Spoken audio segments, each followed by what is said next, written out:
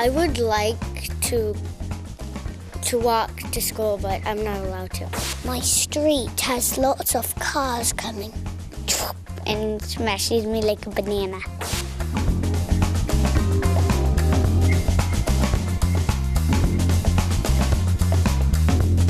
Just remember this, that between 4,000 and 13,000 of children younger than 4 years are estimated to die every year in the European region in relation to exposure to air pollution. Just remember that.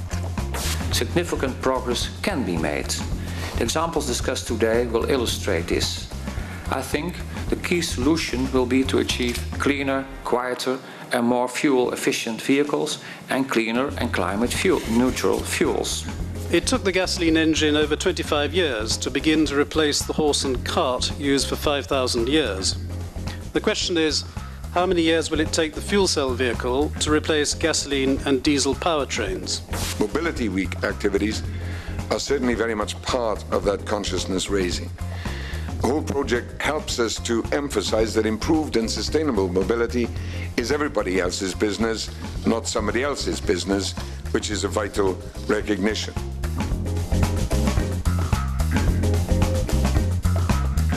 We have to cut the subsidies for car traffic, because a car is subsidized in Germany, for example, every year with 3,000 euros.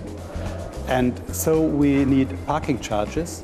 And London is a very, very good example with very, very good results. What have you achieved during the implementation of the congestion charge in central London?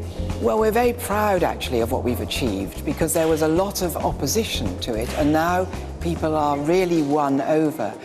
And what we've achieved is we've reduced pollution, we've reduced air qualities better, we've reduced congestion by 30%. We've reduced the number of cars coming into central London all through the day by 30%. Buses are going faster, they're more reliable.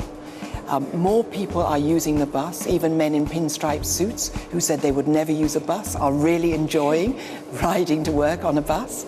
And we've reduced carbon dioxide emissions. So it's very important that we carry on doing everything we can because of the imperative of addressing global warming and climate change.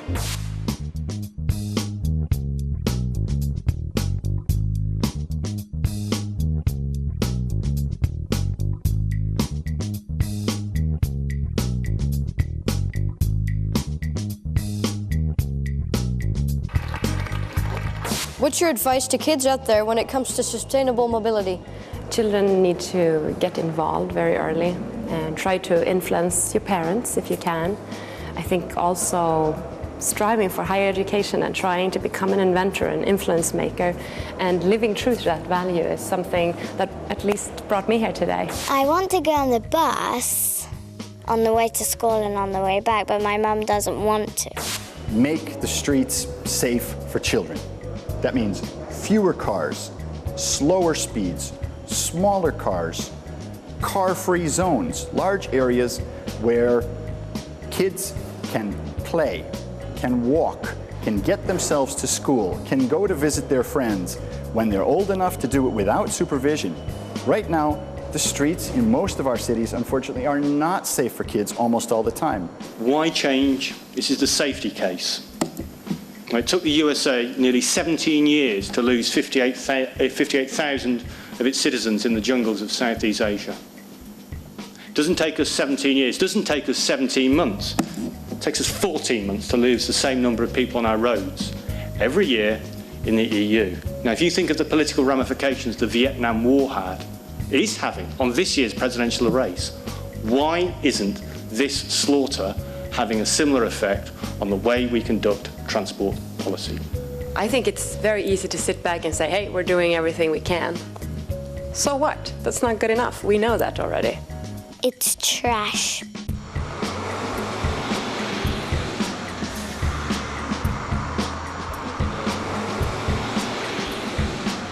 I want that Brussels becomes the capital of bicycle. So that means that people use their bike to get their movements, and we are going to change that in a couple of years. 30-kilometer zones and special zones around schools, in city centers, pedestrian zones, etc. Less cars maybe and more public transport. So once you have convinced the people to use public transport, you have to make sure that they get a good quality. And when they have a good quality, they will be satisfied.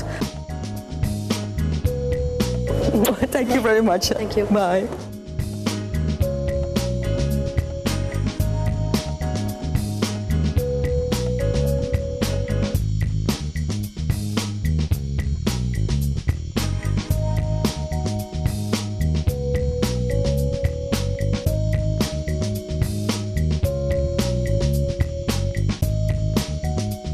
What comes through today, time and time again, I think, is the need for political leadership, the need for our political leaders to have a bit of courage, both to design a common vision and then to have the courage to take the step beyond the norm, not to listen to the doomsayers who say it can't be done, but rather to listen to the people who have the energy and the determination to make it happen. That's why they're dangerous. You know that, but you're an adult. Well, I think the important thing about a conference like this is that it gives the message that things can change. Or as I put it in the conference, that if you achieve the achievable, the unachievable may happen. And that means that, you know, if you do everything that's possible, everything that we know about, suddenly the whole environment might change and our whole dependence on the car might change. So you can do it, and you've got to go out there and change your behavior.